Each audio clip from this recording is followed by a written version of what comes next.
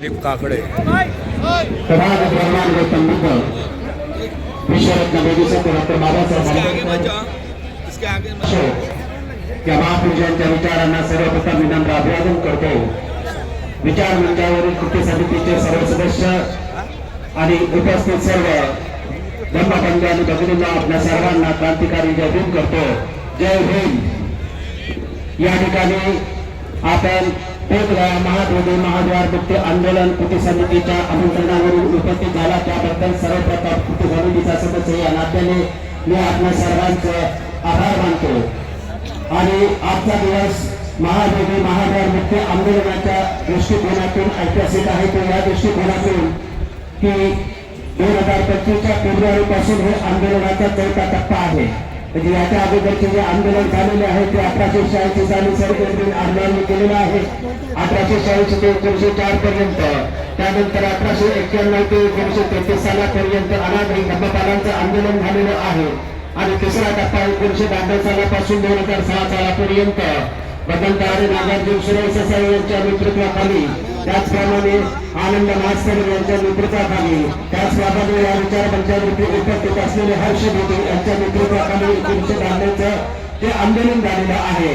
ऐतिहासिक दृष्टिकोनातून ऐतिहासिक हे आंदोलन आणि आजचा दिवस या दृष्टिकोनातून आहे की गेली वर्षभर जे आंदोलन सुरू होते त्या सर्व आंदोलनाचा हा एक मुद्दा आहे की महाराष्ट्राच्या वतीने आणि रामदास आठवले यांच्या निमंत्रणाखाली आणि नेतृत्वाखाली या ठिकाणी या विचार मंचावरती आदरणीय ज्यांच्या नेतृत्वाखाली आंदोलन सुरू झाले होते ते आकाश लामा या ठिकाणी उपस्थित आहेत, वीणाचार्य या ठिकाणी उपस्थित येत आहेत। त्याचप्रमाणे भारतामध्ये जे आंदोलन करणारे जे प्रमुख प्रतिबंधक आहेत ते सर्व एकत्रितपणे या विचार मंचावरती आहेत। आणि या विचार मंचाच्या माध्यमातून आज आपण भारतातील संपूर्ण बौद्धांना एकसंघ आंदोलन करण्याचा इशारा देत आहे। आणि ही एकजूट आहे ही एकजूट अबद्ध राहिली तर 134 वर्ष जे आंदोलन सुरू आहे त्या आंदोलनाला यश मिळेल। ते फक्त एकाच मिनिटामध्ये तेवढेच मुद्दे सांगणार आहे ते म्हणजे की ज्याप्रमाणे मक्का मदिना आहे, ज्याप्रमाणे जिजाचं जन्मस्थान आहे व्हॅटिकन सिटी,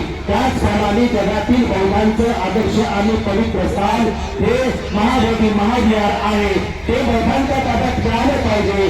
1949चा कायदा याच्या आडवा येतो म्हणून ते 1949चा कायदा आम्हाला रद्द केला पाहिजे।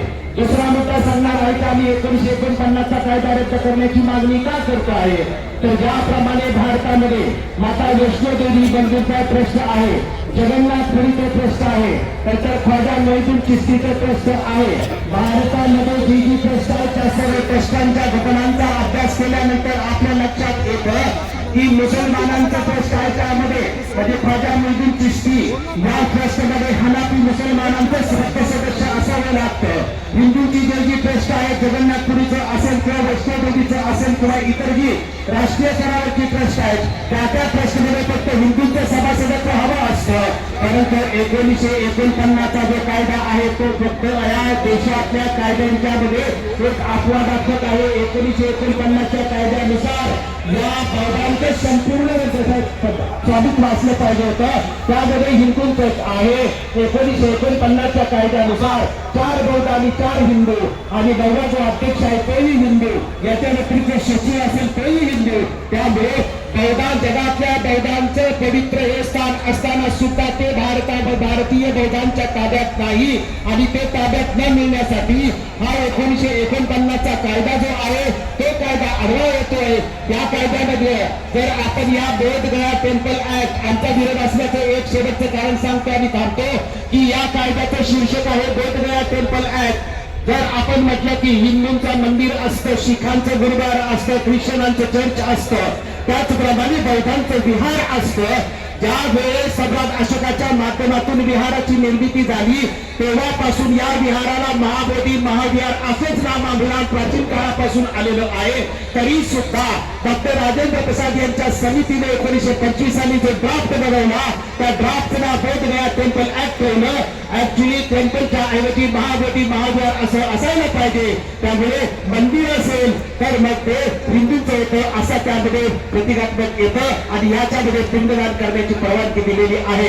मला कृती समितीने बोलण्यासाठी वेळ दिला त्याबद्दल कृती समितीचे आभार मानतो आणि इथेच थांबतो. धन्यवाद. जय भीम, जय हिंद, जय भारत.